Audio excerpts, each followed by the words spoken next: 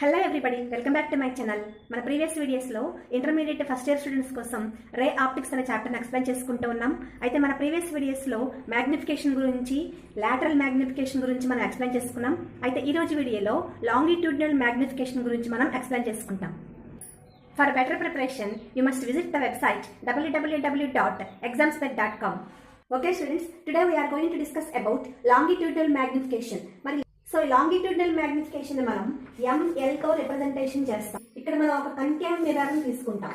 So ఈ కన్కేవ్ mirror కి మనకి సెంటర్ ఆఫ్ కర్వేచర్ ఉంటుంది, అలానే పోల్ ఉంటుంది కదా. సో ఈ కన్కేవ్ మిర్రర్ లో ఈ పోల్ నుంచి కొంత డిస్టెన్స్ లో ఒక ఆబ్జెక్ట్ నేను ఇక్కడ ప్లేస్ చేశాను. సో ప్లేస్ చేస్తే దీని యొక్క ఇమేజ్ ఏమవుతుంది, సో ఇక్కడ ఫామ్ అవుతుంది. సో దీని ఇమేజ్ మనం ఇక్కడ తీసుకున్నట్లయితే సో ఈ ఇమేజ్ ఏమవుతుంది, సో ఇక్కడ నుంచి మనం తీసుకున్నట్లయితే side wise, length wise increasing decreasing ఉంటుంది కదా.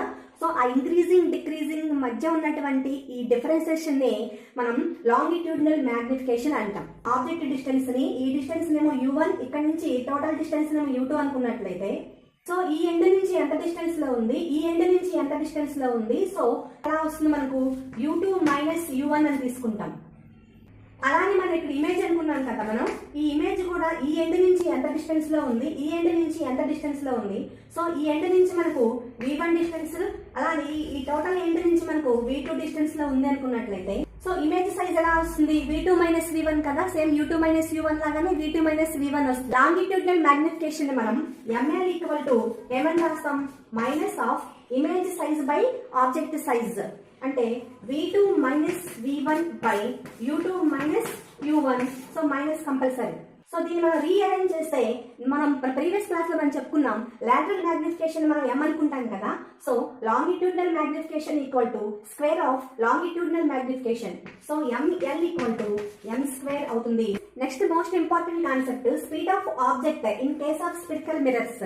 సో స్పెరికల్ మిర్రర్స్ లో speed of object, speed of image ఎలా ఉంటుందో చూద్దాం. U అంటే ఆబ్జెక్ట్ డిస్టెన్స్ అని తీసుకుంటాం, V అంటే ఇమేజ్ డిస్టెన్స్ అని తీసుకుంటాం, F అంటే ఫోకల్ లెంగ్త్.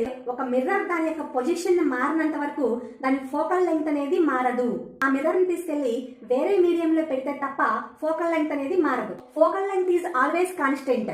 సో ఆబ్జెక్ట్ మారుతుంది, ఇమేజ్ మారుతుంది, but focal length is always constant. So దానికి మనం డెరివేషన్ తీసుకుంటే ఏమవుతుంది, డెరివేషన్ ఆఫ్ కాన్స్టెంట్ ఏమవుతుంది, 0. సో మనం ఫోకల్ లెంగ్త్ ని డిఫరెన్షియేషన్ చేస్తే dF by dt equal to always 0, ఎందుకంటే ఫోకల్ లెంగ్త్ అనేది కాన్స్టెంట్ కాబట్టి. సో ఇక్కడ du బై dt తీసుకున్నట్లయితే du బై dt ఏమో ఆబ్జెక్ట్ స్పీడ్ చెప్తుంది, అలానే dv బై dt తీసుకుంటేనేమో స్పీడ్ ఆఫ్ ఇమేజ్ చెప్తుంది.